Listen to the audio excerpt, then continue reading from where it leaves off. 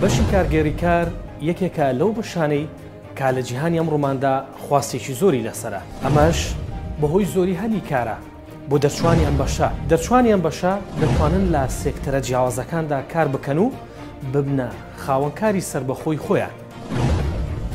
لە ماوەی 2 ساڵی خوێندندا خوێندکاران بە شێوازی تیۆری و پراکتیکی ئاشنا دەکرێن بە بابەتەکانی بەڕێوەبردن و بازارگەری و سەرچاوە مرۆییەکان و پلاندانان و هەماهەنگی و ڕێخستن، هەروەها بە تەکنۆلۆژیای زانیاری و ژینی دەستکرد.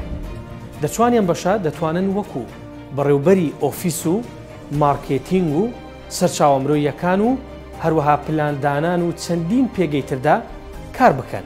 دەرچوان دەبنا هەڵگری بڕوانامەی دبلۆم کە سەر بە وەزارەتی خوێندنی باڵا و توێژینەوەی زانستی حکوومەتی هەرێمی کوردستانە. پەیمانگای تەکنیکی و پیشەیی ڕاپەڕین، ئامادەکردنینەوەیەکی پیشەگەر بۆ بازاری کار.